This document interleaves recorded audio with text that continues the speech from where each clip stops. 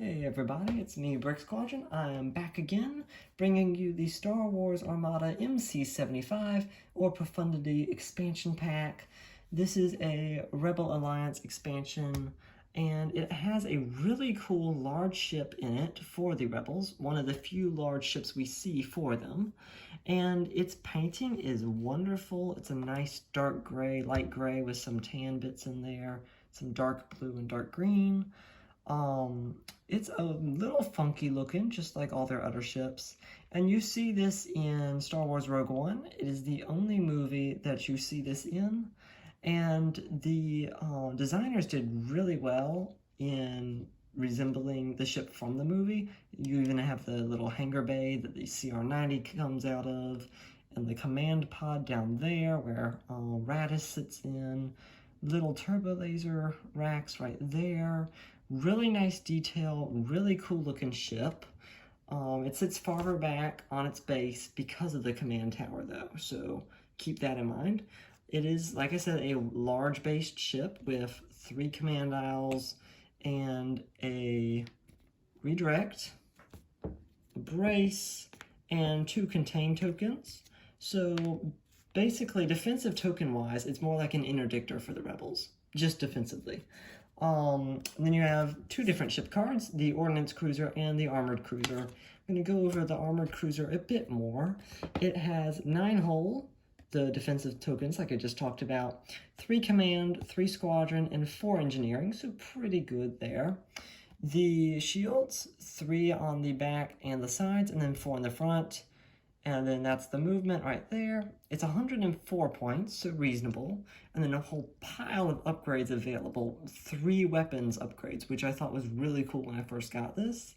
And it still is really good for the type of offensive capabilities that this thing has. The dice that you're rolling longer range on the sides than the front. You're going to want to get up close to the enemy ships to use those black dice on the front. And then the cheaper and I think slightly weaker version is the Ordnance Cruiser. Only 1 black dice for anti-squadron, 1 less squadron point, and you increase black dice count in the front. You switch out the blue dice with black dice on the sides, and you have 2 black dice on the rear.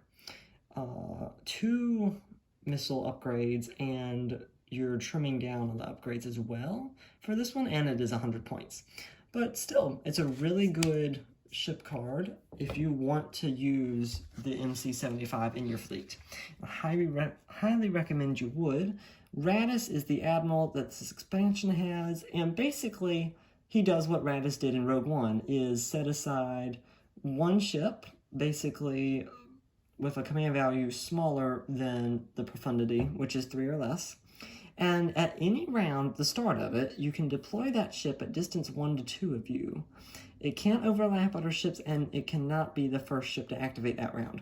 So basically, Raddus has a surprise attack capability. And he, after you have the MC75, or whatever ship you have Raddus attached to, at the start of any round, so like if you're doing really bad and you need reinforcements, or you want to surprise the enemy, you can pull out that extra hidden ship from your deployment zone. Okay, and then you have a couple titles for the MC75. One is the Mon Calamari Exodus fleet. This works with any MC cruiser, and basically you have to have 2 of these for it to work. And when you reveal an engineering command, you can exhaust another copy of the card on a friendly ship at distance 1 to 4.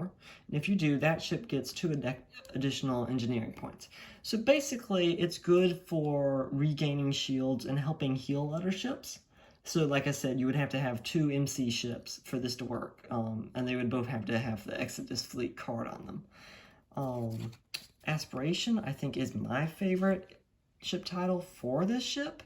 Basically, before you deploy, you can move shields around.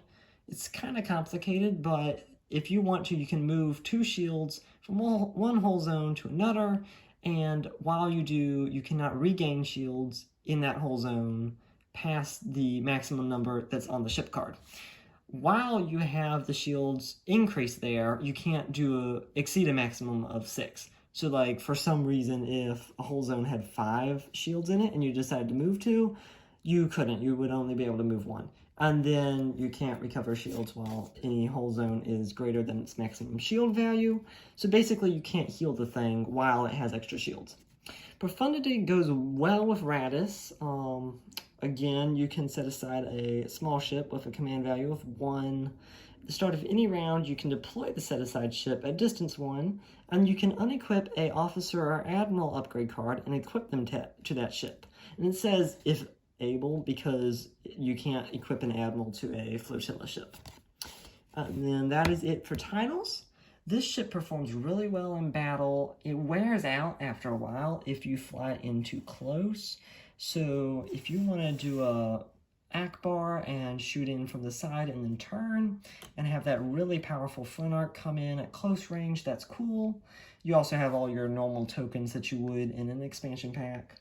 And then some upgrades that I think go well with this ship is rapid reload and expanded launchers for the ordnance cruiser because it has those missile slots available. That would increase your close range dice. Damage control officer you're going to want because this guy has 2 contain tokens, so you're going to want to get the most out of your defensive capabilities you can. Hardened bulkheads, that reduces the amount of damage you take when you run into another ship. Again, good for the ordnance cruiser or the armored cruiser.